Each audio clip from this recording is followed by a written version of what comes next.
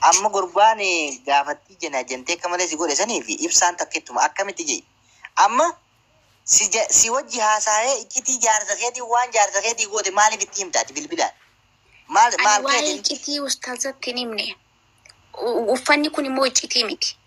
Uffanni kan iccitii miti yoo gooteefu uffanni ati maaliif bira taasifte dhiiruma kamuu biratti waa'ee ustaazaa akkanaan godheefi maaliif jette maal amanteetti ibsaarraati hayi ibsaarraa maal amanteetti kanam godhuu maal amanteetti amaanatu isa bira taa'ame bara ustaaza bira bara akka amaanatitti taa'ame. Sabona koy wayin sisiresa sabona ibsan dubbi san sina kay kidi bira khayte singanne ragan kana mal ni beita ragan kana mal ni beita ibsa fi si jiddu are ron juran gam matum banne da wal furgani wal bira bula wante bi hasa ibsa bira kamanti hasu sana kay kidi te hasoite ibsa ni sigane wanjunu takalle un kabu gobas kana ko wala bannu wal magalati wonno kum parlama meti ti khada fi hasa du simbar baduti waye sheikha boni ye isi baka yo kana genne chufne mal ka sabona hasa gudda mal tibidema. Okay, yero taka sabona. Yero taka please. Ibsa dabu. Munir om si khana jarrada. Munir jarra si khana ofsiga. Na atilali. Ogara abru habibi si khabaja. Sabona dabbal. Dubbi na saw jirrotun dubbi kum nagarati. Michiyo tana khale na mari baja na mari batorban teenya rabsatu reisi ko famiti. Michiyo khenna sanu hanga sahiba siti ana sir deebsa rabsatu re. Lammafa atira fude shekriyam tana daga jede amma sirra kaaye arrabsaa ture nama meeqa maqaa ustaazaatiin nattaara sababaan ustaaza kana kaaye sababaa micoota na bira dhaqeef dubbiin tun dubni qub nagaraati dubbii safaannee bira qunnuu miti dubbii hanjamnee bira qunnuu miti miciyyoo tana qixa sirritti waan gaafattan gaafadhaa gaafii gahaa irraa harkadhaa yoo irraa dhabdan isa yoo irraa harkanne rakkoo mucaasan bira jirti hariiroo mucaasanii fi isii jidduu jiru mucaasan gaafa michiyoon tuni joolleen itti taphattuu fi ustaazni kasi urraa kaasee booniyyaa tana jalaan haabane dhaggeeffadhala. Ragaan qaba jala deemee mucaan kun bakka michiyoon tun nama 5 nama jaarra teessutti giiftii irra darbee biraa deemu ragaan qaba takka. Bira dhaqee sappoortii godhee biraa deemu ragaan qaba gaafa silaa jaartiidha. Achirraas garee hanga michiyoon tun bultiin diigamtee ustaazni fuudhutti takka ustaaza fakkaata takka michiyyoo tana fakkaata takka nu fakkaata takka hawaasa fakkaata. Akkasitti deemaa ture mucaan kun booniyyeen dhugaa jirtu gabbaaftee sambooda mucaan kun akka harargetti gabbaanee waan isa gaafannu qabna obboleessoo ragaa gurguddaa harkaa qabna callifnee afaan hin bannu kanaaf sireessi miciyoo hanjamaa taanaan ammoo keessaan waan hin qabadda. No hanjamaadha mitiiti waan nuti beeknu warqaa qabatti nuuf ibsita ani gaafiin takkitti nu quba qabu ibsa kanuma waliin kaleerra olle tanuma wajjin edarra bullee munirfaan ni beekanii eda booniyyoo wajjinis guruppii nu godhanii bakka wayitti argeen ture waliin dubbannee jira. Wanni biraa hojiraatti dubbii ibsaatti deebine ibsa abbaa jaalalaa si jammar waa'ee qaama mucayyoo tanaatii fi daabboo isiitii fi gurbaa sanii namni miidiyaa kanarra fide awwal marra ibsa abbaa jaalalaati. Namni agandaallee godhee isalleetti bilbilee sagaleellee waraabee minaaminoo godhe. Inda'uun ibsaan eega bakka sanii wajjin wal qabate booniyyaa gala hanga ammaatti kana finni beekna. Hariiroo isaan gidduu jiru maalii ergama kanatti deebina rakkinaan qabu. Amma gaafii nuti booniyyaa irraa qabnuu fi wanni itti dhaammachuu jirru kaleerraa edarraa hanga ammaatti barra shayiiticha nuudhiisuu qofa wanni biraa hirtatti hin fakkaatu. Mana namaatis deemtee mana keetittis jaartii isaa yaattii isaa ilma shabakaa fi shuqula isaa keessaa nu bahii qofa kuni haasaa gabaabaadha. Sanuu akkana siyaa akka dhaamsa obbolummaattiidha. Yoo diddeela kee keessaan bobeettee itti fufti atis itti fufi nutis waan goonu ni goona kajoo qofa akeekkachiisaa fi dhaamsa kalee kannaa turre dhageessee jirti. Shabakaan biraa takka icitiin biraa agandaan biraa yoo jiraate gannuu kanni ibsaas yoo ta'e mubaarak asliis yoo ta'e eenyu abbaasaa waa'ee sheeka kanarratti namni harka waliin naqati jiraannaan baasnee haasoo inni dhugaa uummata kanaan ibsina rakkoo takka illee hin qabu itti fufi. Ayo waktu kesini jara, wahai ustazah teh yani wahai ustazah di sini finin isa ustazah kesan garu jarsa kan kotir rada abad dogran aja kesani. I am sorry. Amalle no kasi zama gor jira to bare sa kesin kam. Jarsa ke dimiti sorry single fan be to disi rabashin. Ustaz ni jarsa ke dimiti eda fan ke ne ke gira nunget. Akka dengete shekara to baate muti ka wadai ta Yero taka mana jadanu kan ni me muniri fi baredun dubada me ofsa me yero taka rika taka ani busy da tiga dimboati. Ini luat anu ikerta, mau fanin di mas. Koi boniye kalesa nama dibba saddeet irratti waada sentee jirta. Ani ararraa jalqabee okay waan jette ani nama gastii nama seenee waa'ee ustaadaa hin kaasu bakka ibsaan abbaa jaalala ibsa abbaa jaalala itti himne kennaa itti himne aslillee maqaa kaasnee mubaarikillee kaasnee kaabbuttaa micootana hin gaafatina taba biraa geemu waliin taphadhaa jennee awaada seennee addaan baane. Isaan kuban qaban yoo ammallee dhageenye nama 800 irratti ibsaanis turee jira. Michoota dhuftanii waa'ee ustaadaa hin gaafatinaa. Walii gallee bonii kaleessa akkas jennee walii gallee. Kanaaf yoo geema taphachuu barbaade waan biraa taphadhu akkuma kaleessa isaanis gaafannu jee jira ibsaanii lakkas jee minuutii qabadhu yeroo taqqeennu ibsa minuutii qabadhume kanaaf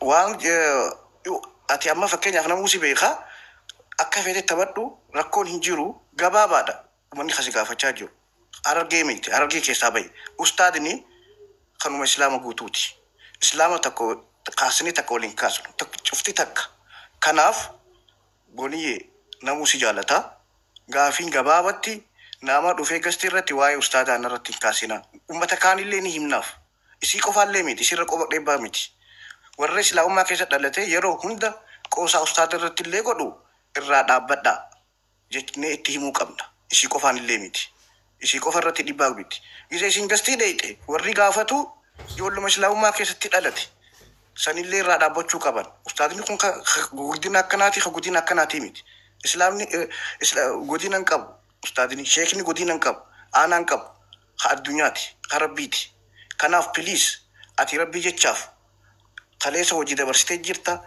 jaarsa kee ture kabajaa ustaada waliigalaatiif illee kabajaa islaamummaatiif illee waan kana natti hin kaasinaa jeeyin isaanillee itti himna hanqanumaan jiru barbaada waan dheereessu. Ayya galatoomii Munir. Amma laali akkana godha namni takka amma micoon tun dhalaadha. Ustaadni akka namni hundi harku miidiyaa irratti si hiike booniyee. Hiikamtee jirta garuu ammoo yoo itti si haftee ati jaalachuu dandeessa. Akka ati jaalattu kana akka ati jettu kana yoo ustaadni kasi hojii yoo taate isintu nu ijittis wal fuudhee isintu waliin beekaa. Nuti kana keessa seenuun feenu hawaasni keenya ammoo wanni nuti dhaamannu qoosaan ustaadaan hin tahuu jechaa jirra amma fakkeenyaaf yoonii fi hadiyyaa namnichi bira sii kaa'ee eega nikaanuu adda hiikkattan eega biyyaa hoo jiraattan wanni isa bira jiru san waan isaati maqaa isaatiin sii kaayame sababii isaatiin sii kaayame nama bultii horatee dhaabbattee waliigaluu dadhabdeeni miidiyaa kanarratti akka gartee sanitti addaan baatee jireenya adda fixattan uffata jaartiin isaa uffatte uffanni sun kiyya jechuun bakkuma abbaa fadhettu yoo ta'e kalaxa dogongoraasi isa san fura dubbaleetiti atis dhalaadha miira keetis eeguu ni feenaa nuti isillee tuquun feenu rakkoo sirra geessullee siif hubannaa jaalaltii beekee akka duraa san hin taatu akka amma keessa jiru kun daran miirri jaalalaa ustaada irraa si qabuu ni dandeenya ati dubartiidha nama ni jaalattaas ni jaalatamtaas saniifuu jaalachuun kee gaarii tahee ammoo waan niitiin isaa ta'e inni amma qabu firraa qabdu kiyya jettee akkasitti onnee guutuun haasa'uun san akkuma dubartii takkaattu akka maqaa dubartootaatillee nuti xiqqeessaa waan sanirraa if qusadhu. Ifama bareedduu ani paablikii irratti hin dubbanne jedhee jira bara. Bar namni paablikii irratti nama dhuunfaarratti dubbachuu nama paablikii irratti sirraa fideessanii nama ati hariiroo waliin hin qabajjattuutu sirraa fide obboleettii nuti hin finne. Waan miidiyaa irratti jecha keeti. Isa gaafadha. Kan gaafannu si gaafanna ati namuma biraa birattu. Anarraa maal gaafadhu? Ani sitti haasa'e malee. Lamma kabajumaan sitti haasa'u jiru obboleettii. Kabajaanii sitti haasa'u jira. Lammada yoo ustaadaaf kabajaa ka qabaattu taate intala inni fuudhee waa eega sirraa adda fixatee abdii sirraa kutatee fuudhee ustaad maama bayaan. Okay? Si jaalachuu maama bayaan yakkaa miti. Atis jaalatamuu yakkaa miti. Ammoo eega isin waa hunda keessan adda fixattanii ichi deemee intala haadha abbaan kanneen fuudhe. Asii fi isa jidduu humaa walitti hin qabdan. Ammoo ati keessa onnee ta'e keessa jaalaltee hafuu dandeenya kun uumaa rabbiitu nuti nuni ilaallatu. Ati deddeemtee bakka deemtutti ana malee jetta. Ni arkina bakka yuutti kaabuttaa jisu gaanjamaa gootan manaasli suguudeetti anjamaa gootu waan hunda bakka yuu si harkaa jira. Kana amma akka nama takkaatti akka dubartii intala Oromoo takkatti lammada deebitee intala amantaa teenya qabduu takkatti kaleessa jaartii teenya turtee takkatti nuti si kabajnaa akka kabajaa si dubban yoo ammoo kana caalaa daangaa dabartee ka dubbattu taate bifa hundattuu dubbachuudhaaf namni ni danda'a miira obboleettii teenya jaartii maabbayaan amma nuuf dumaa amma sirra qoqqoe ani dandeessu biizii jirredha akka jetteessan itti deebitee akka atiin jenne bakka biraatti haafi kan dubbatu wallahi biizii jira uffata hin dhabne uffata yeroo isii fuusisan mariinkaa jalaa gubbaa itti bitanii fuusisan nuti ummanni keenya ummata uffataaf beelaatii miti waan isa bira qabdu guyyaa mana sanii baatee dhabdi onnee maama bayaanii fi bareedina maama wallahi biizii jira ani na hafina saatu guyyaa biraa deemtee dhabdi kanaaf namarraa kabajaa horadhu ati intalaa naamusa godhadhu waraabessa kute sareen dutti jette Oromoon maqmaa isaa Harargeeti saniifuu sheenaa fi maaludha amma kan barbaadan tokko ani isinitti ni irraa hin haasayin waa'ee muciyyoo keessatti waa'ee maabbayaan haasa'uu dandeessa waa'ee muciyyoo sanii maqaa kaasuu hin dandeessu booniyye walaa koomentii iki jala dayteellee waa'ee muciyyoo haasa'utti jiru laal bareedu baadiyyaa mani gabaabsina niin deema jechaa jirti bu'uu dandeessa marraa qabdee sirra dhageeffadhu bifa ati barbaadde soo jaasoof qophii aanan ganumaa Boniyye buu yoo barbaadde amma bu'ii dhageeffadhu jachi tokko kan isitti mu'aakhira namaa ifii bilbilaan itti haasa'utte isa gaafadhaa hin jirtu dhageeffadhu ifiichitii qabachuu wallaaltee nama biraa wanni sagaleen ta'eeti namaa sirraa waraabee siitu nama taasisaa. Waa'ee ustaas hawajjite barsiite abbaa feetti naasaayin siin jenne afaan Oromooti obboleeyyan keetti si taasisaa jira. San dhabdee immoo bakka biraatiin hin dubbiftu koyeette san akka ati dhuftetti san. Kanaafuu si jaalannaa si kabajnaa waa'ee sheekaa lafa kaa'i deemuu dandeessi. Anillee yaada goolabaa tokkoon itti dhaammadhee. waa'ee jaarsa kiyyaa lafa intal jaarsa keetii miti jaarsi keetii paablika dhaabbatee nama kuma Jaarsi kee yoo taate akka shari'aatti itti galefa. jaarsa namaati Shari'aan afur fakkaatti. Shari'aan afur fakkaatti. fuudhellee intala aayaa kabajaa qabdu maana hin fuudhu kabajaatu godhu Dhagaa wayin isin himaa yaaboo bareedduuti yoobsime bareedduuti sabboona yoobsi. Miciyyoon daa'imni tun as gubbaa teessee nu uyyisiisuu hin dandeessu. Dhaggeeffadhaa. Obboleettii. Wanni siin jennu tokkoffaan nuti wanni sirraa barbaannu kabajaa siif qabna, kabajaa siif goona, ummata Oromoo biratti, ummata Islaamaa biratti, hawaasa guddaa kana biratti illee kabajaa argachuu barbaadda taanaan ustaaza irraa gabbu'i. Ustaaza jaalaltee gartee faniin itti godhettuunis fanii godhiin rakkoon qabdu. Jaartii ustaazaatti hin qoosuun nama miidiyaan beeyne miciyyoon nama miidiyaan fayyadamne jaalala qabdiif maatiin jaalatti qaalii maatii gooti qaalii warraa gooti. Waa'ee miidiyaarraan beeytu, waa'ee miidiyaarraa quban qabdu. Rabbiilleen si gaafata. Haqa nama micoo san sallamtu. Kanaaf dhaabi. Waa'uma isaatu bultii isaatiif jedhi oomu ustaazaatu dhaabi. Garuu sagaleen teetaati ibsaa abbaa jalatti haasofti san kan gaafachuu kusii maana gabbaafta waan akkasii maa goota itteeni. Ta kutte. Hancufa tufame lafaan arraaban san kutte. Lamuu waa'ee ustaazaa sagaleen teeta biraata waraabamtee lafa jirtullee yoo ganaa deebitee ol baati itti gaafatamni maqaa keeti qaban. Waa'ee ustaazaa waa'ee jaartii ustaazaa arraboota keessaa bahi. ani Hin baatu taanaa namu. ibsa Dhagaila. waa'ee jaarsa ustaazarraan dubbadhu waa'ee jaarsa kiyyaarraa garuu dubbachuu ni hin danda'u. Uffanni sanii xiyyaa uffanni siin uffatte jechuun isa tuyte moo ustaaza tuyte? eessaan jaarsa siifi maabbayaan Laal. Jaarsi kee yoo teellee qaadii dhokku. intalti tun paablikarra hiikamte eessaan jaarsa siiti Akkasii booniyye si kabajnaa. Boniyye halee maa jetteeti waan idaan kennaa geelee teessaniin ati rakkooti yoo hunda hin beeytaa naaf inni waan walitti hin deemnee jireettee akka warra magaalaa tokko godhaan jirtu ati warra magaalaa laala dhumma wuliyaati ati warra magaalaati. Wai nama miidiyaati. Jechuudha akka shari'aatti illee dubbachaa deemaa ka. Isin akkamuma Oromoo qofan ta'ina akka shari'aatti illee dubbachaa deemaa. Shari'aan akkanaa jirtu shari'aa yoo jiraatte kee laal shari'aa yoo jiraatte keessumaa siif ijaarte kee walii gala ati miidiyumarraa gale kaa jaartii shari'aa beektu yoo taate jaarsa keetii gale yoo dandeesse. Maali miidiyaarra namni asi afaan kaachuun ati halkan rabbii namni bar si jeeqaa jira bar. Rakkanne wallaahi.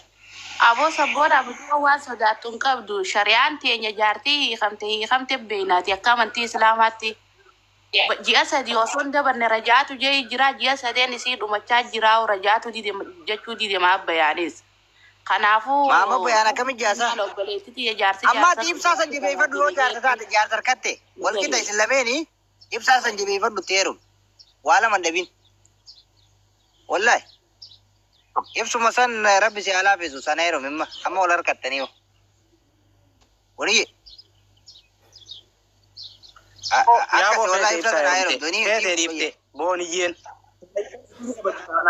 laal booniyyeen saayibban siini kabajjitaanaan ijoollee saayiba babbareedduu san waliin jiraachuu barbaadi taanaan nama waliin maxxantee jiraachuu barbaadi taanaan waa'ee ustaadaa keessaa habaatu lakki waa'ee ustaadaa keessaan bahu taanaan du'aan mana sii dhaqu nuti nu biratti yakkamaadha waa'ee ustaadaati waa'ee jaartii ustaadaas gubbattiin akkaan barbaade taasoyitaa taanaan namni mana miciyyoo tanaa dhaqee dhaabbate nu biratti yakkamaadha garuu kabajaadhaan lakki waa'ee ustaadaan tokko niin kabajaa niin jaaladhaa arra anaaf obboleessa sii tokkotti yoo nuufis obboleessa. Ustaaza akkasi jaalala kannuuf jaalala fayyadamuu wallaaltee kun ijoollee xiqqoo ibsaa baay'ee laafaa bira deddeemti. Akkam goonaree? Waay. Jirqiidhaan waa barsiifna gooniyye. Sabboona daqiiqaa takka. Dubbadoo daqiiqa. Kabira ergaan nama 900 takkaa'u nama 1000 takka kanarratti wanni an jiru. Boniyya kaleerraa hangeetaatti hanga ammaatti itti himaa irra gorsaas yoo ta'e khalaas yoo ta'e itti haasaa irra waa sheekaa by the way sheekaa gaafa eegannu boniyya wandatti nu hubachuu qabdu maamma bayaani amma ati waa'ee maamma bayaan haasaa jirta osoo hin taane waa'ee dhiiraa haasaa jirta waa'ee namaa haasaa jirta waa'ee harargee haasaa jirta waa'ee oromoo haasaa jirta godhaa ati sheeticha kana gooteen akka oromootti akka harargeetti akka dhiiraatti akka namaatti itti qaanfachaa turre ila dubbiin ati ma dubbachaa jirtu haasonni ati ma haasaa jirtu haasawa jara kana afaraniiti. Maamma bayaan bultii amma jaaree kana kan diineef qaamota afran kanaa dhaabbatee eegaas. Lolli atis taate duuka bu'aan kan kee hundi dubbatuu fi lolli asii booda isin banuu deemtan lola qaama afran kanarra banuu deemtan akka jennu hubadha. Keen gadda dhiira harargee chaabaan gaafa inni akkasii dogoggoree waa meeqa san hunda kagoosee sii mataa keetti. Dhiifama sii goonee irra sii kunne. Negatiiva kee tokko gabbaaneen dubban. Marsaa lammaffaaf nin jeeqa gaafa xiqqatu garuu na jeeqa malee sabboona jeeqa malee jaaribsa jeeqa malee.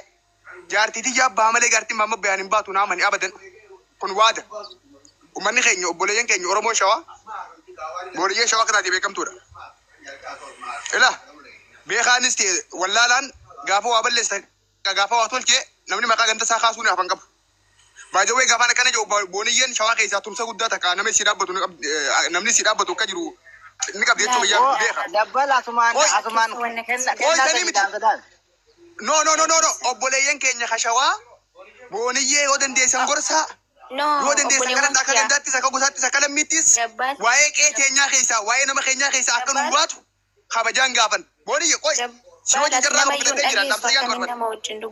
Obboleeyyan keenya kashawaa Oromoo shawaa ka kiristaanaa ka Islaamaa intala tana yoo dandeessan bultii nama keenyaatii fi diigamuu qe'ee keenyaa keessaa akka nu baatu godha.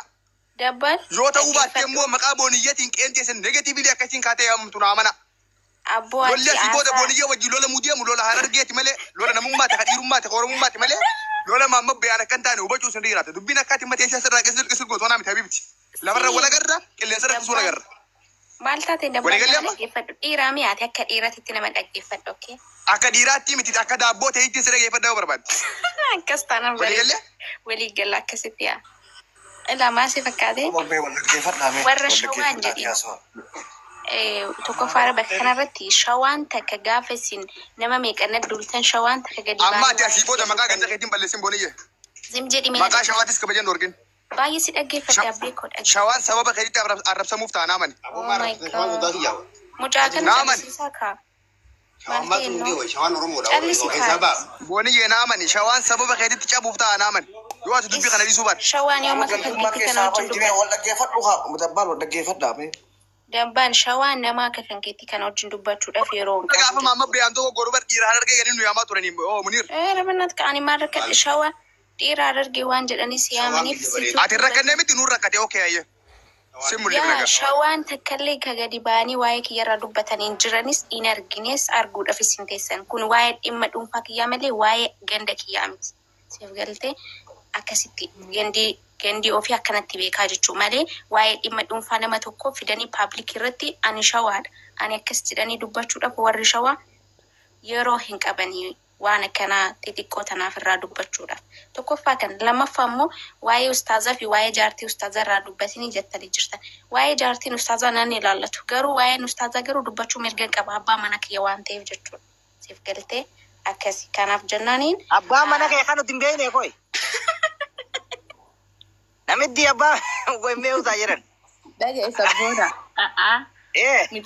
Micoon bas jaartii isaarraan dubbatiin garuu abbaa mana keetiitii miti firendii kee qaadii wajjin ammaan booda haasa'uu ni dandeessa. Mirga qabda. Adiin abbaa eenyu tokko namichi abbaa mana keetii ta'e. Adiin kun Ustaazii jaarsa kiyya waan ta'eef obsa sabrii si barbaachisaa. Aga furillee ni eeyyamama waan. Ati ma oguu qadeemu oguu ati bar dhaggeeffadhu booniyye. Namni qaadiin jazbaan buullisaa qabrii cabsee fakkaatu san janaajinee akkas godhu ho'a ibsaaf baay'ee xiqqaan kun sagalee si waraabee galaggisu ati kami jaartii namaa taata jaartii ustaasaati miti jaartii ijoollee biyya arabaa. Aboo ustaasni jaartii kubaan irratti si jambariin fuudhuu booniyye dhugaa sitti himna eegaa dididde gurra kee irratti. Dhaggeeffadhu booniyye. Nama jabaa ta'e akkanuma afaanumaan nagaa. Gosaadhi siyaara keessa Amadi isaati qaama walii galtanii bakka habuutu wanta. Siin beeka waan jechuu barbaadu.